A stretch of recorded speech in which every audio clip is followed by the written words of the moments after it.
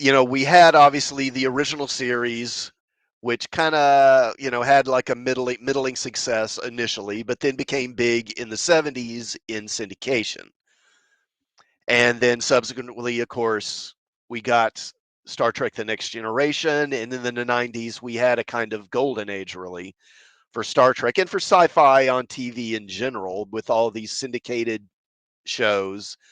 After Next Generation, of course, there was DS9 and Voyager. And also, we had shows like Babylon 5, Stargate, and those spin offs, etc. There was plenty of stuff. Farscape is another one. Even towards the tail end of that time, which we all look back on so fondly, Star Trek had problems. One of the big problems was really as over time they really became way too reliant on certain tropes and on certain plot devices. The shows became very formulaic and kind of predictable. Lord Thaw says, "I can't believe this, but I miss the the '90s." Yeah, I think a lot of folks do. But because I remember, I think it was some point in about like maybe the fifth or sixth season of Next Generation where I realized I could watch that opening teaser, the kind of pre-credits teaser bit, and I could pretty much tell you what was going to happen in the episode most of the time. I already knew what was going to happen. And it's not that I didn't enjoy them and that they weren't well written episodes in and of themselves, but again, they just kind of went back to these same things over and over again. There was way too much reliance on the holodeck. It's like, okay, it's gonna, any given episode, you're thinking, okay, it's gonna be like a holodeck goes amok episode, something takes control of Data or the ship, or they get trapped in an anomaly, of some kind.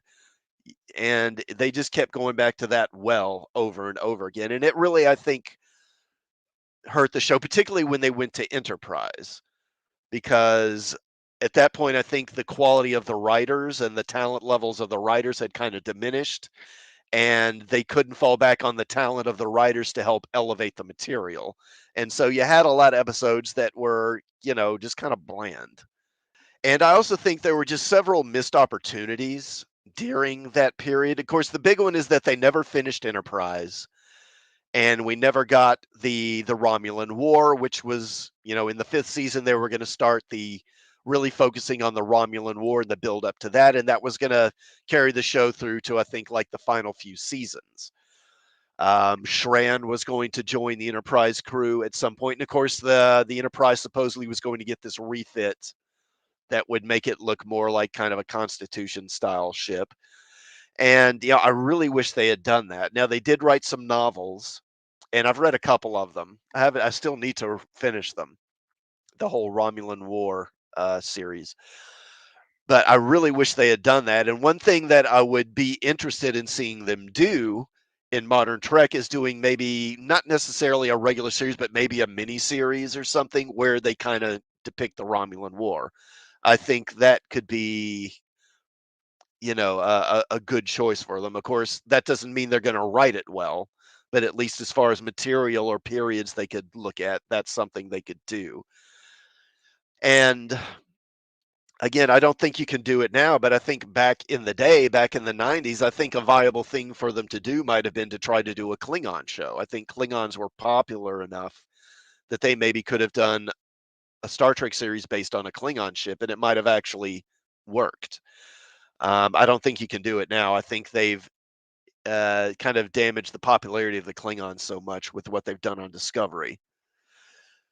Lord Thaw says, I really wish that if you make the Titan a new Connie 3 class ship, you make it a battle cruiser, heavy cruiser, most advanced ship in the fleet, not a punk. Yeah, that's the thing, is that the Constitution class, obviously, we know how the ships evolve from the Constitution to the, um, what do you call it, the Excalibur, or not Excalibur, the Excelsior, then to the Ambassador class, in the Galaxy class, and so on. And there's a clear evolution of the design where the ships get bigger and the design just changed, but they still keep that kind of the saucer and then the secondary hull and then cells. And it really doesn't make a lot of sense to me for the Titan to be a Constitution class ship because that role is already fulfilled, presumably by the Enterprise F and ships like that. So why do you need a Constitution class? Or something like a Constitution class. And in any case, it's called the Titan A, but the first Titan was a Luna class ship, and those are more like for deep space exploration. They're not like capital ships, they're not top of the line sort of battle cruiser type ships.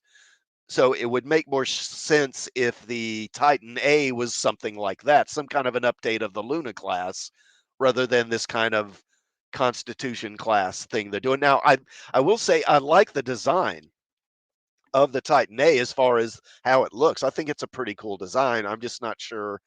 Again, it's just the only reason they did it is for member berries, not because it makes sense in the world itself.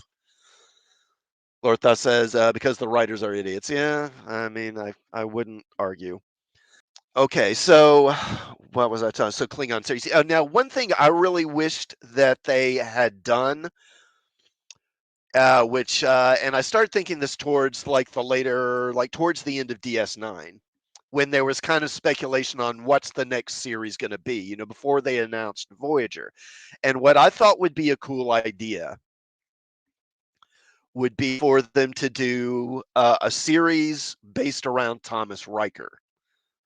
And because I kept thinking, as they were nearing the end of DS9, I kept thinking, surely they're not just going to leave Thomas Riker rotting in some Cardassian prison, which of course they did.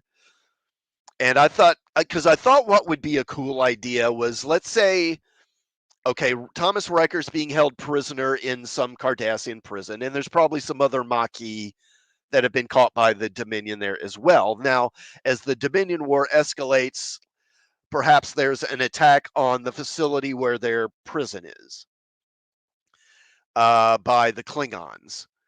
And let's say the Klingons land and they bombard it, and sort of damage the structure. And you even have some landing and invading the prison, maybe. I don't know. But the point is that the prison gets damaged. It gets blown open, something like that. And then some of these prisoners, including Riker, are able, in the midst of all this chaos, to escape the prison. And again, you would have him, and you could put maybe other characters who were connected to the Maquis in there. You could have Riker, maybe Ensign Ro, Ro Laren could be in there. Oh, what's his name? The commander that betrayed Cisco. I'm forgetting. Does anyone remember that character's name? I'm blanking on it right now. But anyway, have, say, a group of, say, 3 or 4 Maquis prisoners, and then maybe throw in a couple of other alien characters, and they escape this prison in the chaos, and then they steal a ship. Eddington. Thank you, DJ. Eddington, yes. And they steal a ship. Like maybe they're able to steal a bird of prey. Maybe they steal a Klingon bird of prey, and with the stealth, with the cloaking device, they're able to escape. And then it would become kind of a, sort of crew of misfits on the run type of show, something along the lines of Blake Seven, Farscape, Guardians of the Galaxy, even, where it's not so much about exploration, but it's about them sort of trying to find a place where they can uh, basically escape from the people who want to imprison them, because obviously the Cardassians are going to want them back. They're Maquis terrorists. They're criminals to the Cardassians and the Dominion, who would really just kill them. Let's face it, they probably wouldn't even bother. But even then, they can't go back to the Federation, really, because the Federation considers them criminals too. So they can't go back there. They could go to the Klingon Empire, maybe, but the Klingons are obviously going to want their ship back, so then what do they do? And obviously, they really can't go to the Romulans because the Romulans don't like anybody. And then that would have them forced to then sort of flee further into the Beta Quadrant or into some other part of the galaxy. And then it would become about them exploring this part of the galaxy and trying to find a place where they can find a safe haven. And I thought that could be a lot of fun. And I think I don't know. It's always puzzled me that they just left Riker sitting in that prison. I never thought that made a lot of sense.